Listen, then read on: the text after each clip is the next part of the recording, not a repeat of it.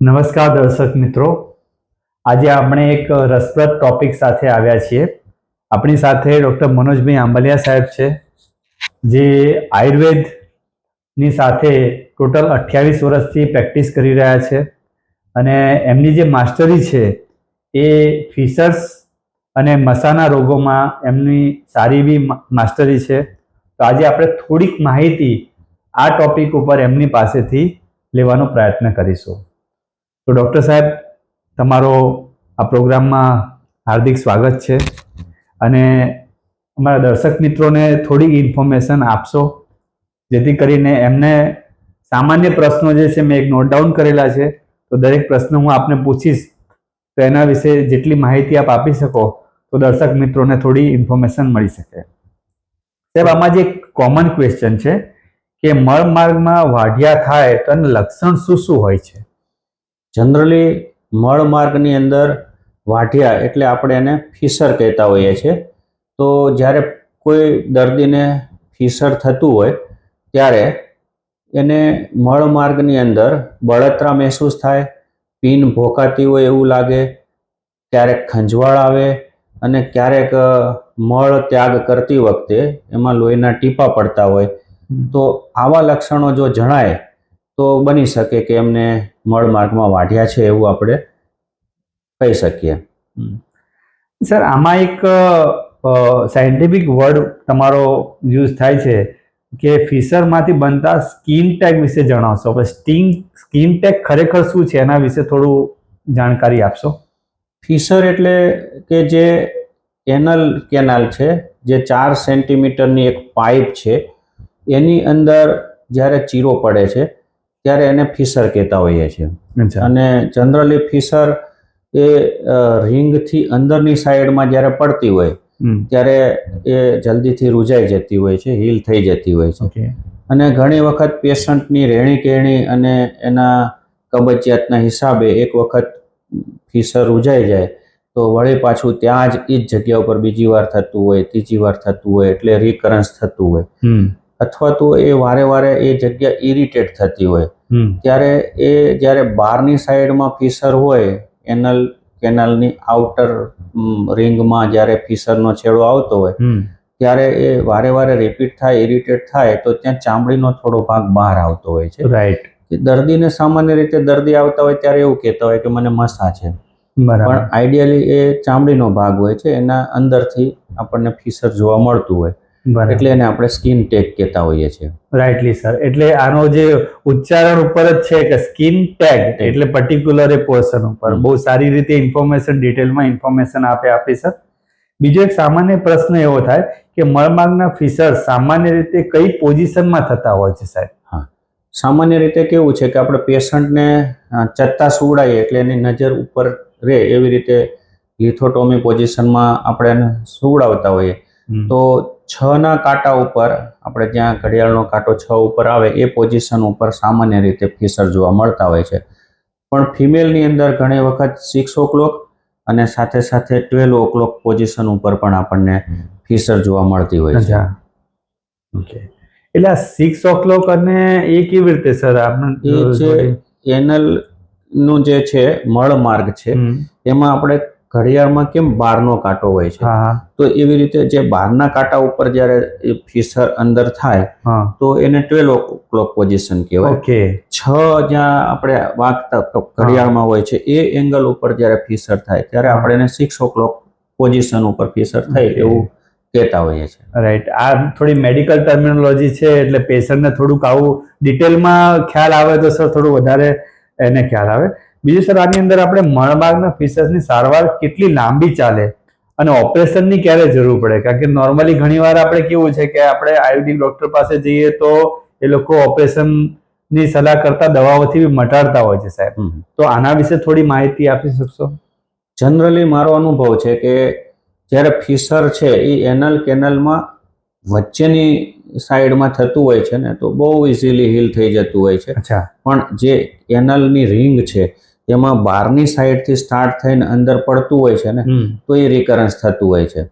એટલે અમે જ્યારે પેશન્ટ આવે છે ત્યારે એને જીવનશૈલી સુધારવાનું, રહેણી કહેણી, ખોરાક સુધારવાનું, થોડી કસરત કરવાની ગાઈડલાઈન આપી અને સાથે જાડો સોફ્ટ આવે, અંદર જ્યાં ફિશર થયું છે અને હીલ થાય એવી આયુર્વેદિક મેડિસિન આપતા હોઈએ છીએ. તો બહુ ઝડપથી 15 દિવસમાં, જનરલી તો 5-7 દિવસમાં જ એને લક્ષણો જતા રહે છે, પણ 15 દિવસ થોડી વધારે મેડિસિન આપતા હોઈએ છીએ અને પાછળથી 2 મહિના જાડો સોફ્ટ આવે અને ફરી વખત ત્યાં ઘસારો ના કરે એટલા માટે એ સોફ્ટ જાડો આવે એવી મેડિસિન આપતા હોય છે. એટલે ઓવરઓલ 2.5 મહિના જેવી મેડિસિન પેશન્ટને લેવાની થતી હોય છે. હવે જો પેશન્ટ એક વખત કોર્સ કરે અને એને ફિશરમાં રૂજ આવી ગઈ અને જલ્દી પાછું થતું નથી, તો ઓપરેશનની કોઈ જરૂર પડતી નથી. એટલે ઘણી વખત પેશન્ટને બીજી વાર નથી જ થતું હતું, પણ પેશન્ટ એક કોર્સ કરે, ટૂંકા ગાળામાં બીજી વાર પાછું આવે, પાછો બીજો કોર્સ આપીએ અને ટૂંકા ગાળામાં ત્રીજી વાર આવે, તો પછી આઈડિયલી એ જ છે કે જે સર્જન પાસે જઈ અને ઓપરેશન કરાવે એવું અમે એને ગાઈડલાઈન આપતા હોઈએ છીએ. રાઈટ. જેમ હું જાણું છું સર કે યુઝ્યુઅલી આ લાઇફસ્ટાઇલ ડિસીઝ ઉપર બહુ વધારે પડતું ખાનપાન ઉપર ઘણું બધું ધ્યાન પેશન્ટને રાખવાનું તમે સલાહ આપતા હશો, બરાબર? તો સર બેઝિકલી મળમાર્ગના મસા થાય, બરાબર, ત્યારે પેશન્ટને કેવી રીતે ખબર પડે સાહેબ? આમ બરાબર. મસા છે એ જ્યારે મળમાર્ગમાં થતા હોય ત્યારે પેશન્ટને મળમાર્ગની અંદર ભારેપણું લાગે, ત્યાં મળને ત્યાગ કરતી વખતે દુખાવો થાય, ઘણી વખત લોહી પણ પડે અને મળ ત્યાગ કર્યા પછી દુખાવો અડધી કલાકથી લઈ અને ઘણી વખત 5-6 કલાક સુધી પણ એને થતો હોય. તો આવા લક્ષણો જ્યારે પેશન્ટ બતાવે ત્યારે મસા હોવાની શક્યતા રહે છે. હવે સર જે મસા હોય છે એના પ્રકાર કેટલા છે? હા, તો સામાન્ય રીતે મસા છે ને એ 2 પ્રકારના હોય છે, બહારના મસા અને અંદરના મસા. ઓકે. પછી જે અંદરના મસા હોય છે કે જે એની સાઇઝ પ્રમાણે 1st degree, 2nd degree, 3rd degree અને 4th ડિગ્રી એવી રીતેના પ્રકાર હોય છે. તો જ્યારે મસો એકદમ અંદરની સાઈડ નાનો હોય, પેશન્ટને જનરલી કોઈ લક્ષણો નથી થતા હોતા, એ 1st ડિગ્રી હોય છે. થોડોક મસો મોટો થાય એટલે એને 2nd ડિગ્રી કહેવાય.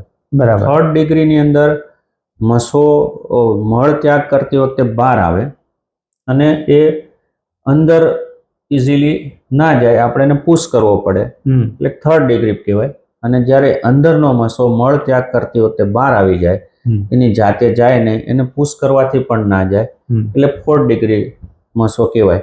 એમાં જનરલી 1st અને 2nd ડિગ્રી પાઇલ્સ હોય તો આયુર્વેદિક દવાના સારા રિઝલ્ટ હોય છે. પછી 4th ડિગ્રી, 3rd ડિગ્રી પાઇલ્સની અંદર અમે સર્જન પાસે મોકલી બરાબર અને ઓપરેટિવ ક્યોર માટે એને સલાહ આપતા હોઈએ છીએ. રાઈટ. બહારના મસા છે એ મારો પોતાનો પર્સનલ અનુભવ છે. બહારના મસા બહુ ઝડપથી ક્યોર થાય છે અને 1st અને 2nd ડિગ્રી મીડિયમ સાઇઝના કે એકદમ નાના હોય એને તો આપણે બહુ ઇઝીલી આયુર્વેદિક દવાથી બેસાડી શકીએ છીએ. Right sir. ઓકે. હવે મળમાર્ગના મસા સર થાય છે કેવી રીતે?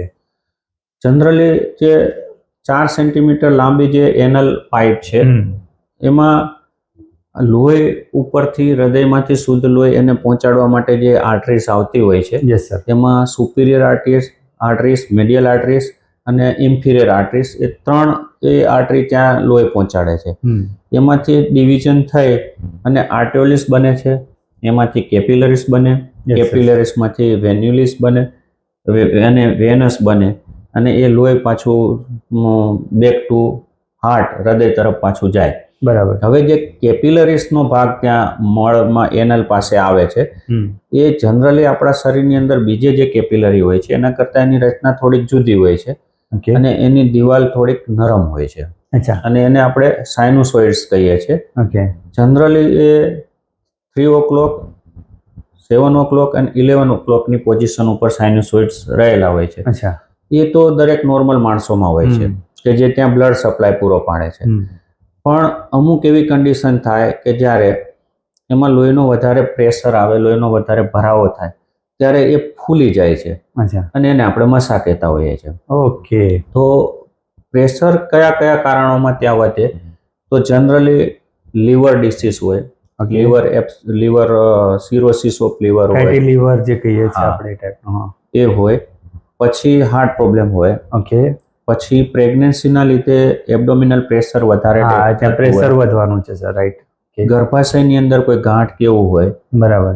કે એબડોમિનલની અંદર કોઈ એવી ટ્યુમર કેવું હોય કે એવા કોઈ પણ રીઝન કે જેના કારણે બ્લડ જે રિટર્ન્સ થતું હોય છે એના ઉપર પ્રેશર ડેવલપ પ્રેશર થાય ડેવલપ થાય. તો એમાં મસા થતા હોય છે. અને મેઇન કારણ છે ને એ કબજિયાત છે. કબજિયાત છે સર. અને આપણા જે અત્યારે આધુનિક ખોરાક અને બેઠાડા જીવનના લીધે કબજિયાત જ અત્યારે તો મેઇન મોટા ભાગના પેશન્ટોમાં બરાબર. કારણભૂત થતું હોય છે. અને એના લીધે જે સાઇનોસોઇડ્સ ફૂલે છે અને એ આપણે મસા તરીકે એને ઓળખીએ છીએ. હવે સર મળમાર્ગના મસાની સારવારમાં દવા કેવી રીતે ખરેખર કામ કરે છે સર? તો આપણે જે સાઇનોસોઇડની વાત કરી એ એની અંદર બ્લડ પ્રેશર વધવાથી અને એ ફૂલી જાય છે. તો આપણે એક તો એનો જે કોઝ છે ને એને દૂર કરવા માટેની પહેલાં તો ટ્રીટમેન્ટ આપવાની હોય છે કે ભાઈ લીવરનો કારણ છે તો એને આપણે ઇમ્પ્રૂવ કરીએ, કોઈ કબજિયાત છે તો કબજિયાતને દૂર કરવાની મેડિસિન આપતા હોઈએ છીએ. બરાબર. અને સાથે સાથે જે સાઇનોસોઇડ્સ છે એને સપોર્ટિવ જે ટિશ્યુઝ છે, કનેક્ટિવ ટિશ્યુઝ છે કે એ જે એનું સપોર્ટિવ સ્ટ્રક્ચર્સ છે એની સ્ટ્રેન્થ વધે એવી આયુર્વેદિક મેડિસિન પણ અમે એમાં આપતા હોઈએ છીએ. બ્લડ સર્ક્યુલેશન પ્રોપર થાય, વેનસ રિટર્ન્સ વ્યવસ્થિત થાય એના માટેની પણ આયુર્વેદિક મેડિસિન્સ અમે આપતા હોઈએ છીએ. અને આ રીતે આયોજન કરી અને એને પાછા મૂળ સ્થિતિમાં લાવતા હોઈએ છીએ. રાઈટ. સર આમાં ઘણીવાર મેં એવું બી સાંભળેલું છે, જોયું છે કે ઘણા પેશન્ટને કેવું હોય કે મસાની ટ્રીટમેન્ટ કરી થોડો સમય પછી એને મસા મટી જાય, બરાબર, પછી દવાનો કોર્સ કરો એના પછી પાછા મસા ફરીથી થાય. તો સર એના વિશે કદાચ કોઈ એવું પર્ટિક્યુલર કારણ છે કે આ એક સંપૂર્ણ રીતે મટી જાય કે આના માટે શું પ્રિકોશન લેવા જોઈએ, શું લાઈફસ્ટાઈલમાં ચેન્જીસ કરવા જોઈએ, એના વિશે થોડી દર્શકોને માહિતી આપી શકો છો? જનરલી કેવું છે કે મસા અંદરના હોય, બહારના હોય કે ફિશર હોય, એ આપણે ચાહે આયુર્વેદિક મેડિસિનનો કોર્સ કરીએ કે સર્જરી કરાવીને એને દૂર કરીએ તો એ રિપીટ થવાની સંભાવના રહેતી હોય છે. કેમ કે જે કારણથી આ રોગ થયો, કબજિયાતથી થયો, સતત બેસી રહેવાવાળું તમારું કામ હોય એનાથી થયો, કે જે કારણ આમાં ભાગ ભજવે છે, દર્દી જ્યાં સુધી એના ઉપર કોન્સન્ટ્રેટ નથી કરતો અને એ કારણને દૂર કરવા માટે મહેનત નથી કરતો તો એને એક વખત સંપૂર્ણ મટી ગયા પછી પાછું એ જ પ્રોબ્લેમ 6 મહિના વર્ષ પછી પાછો આવી શકે.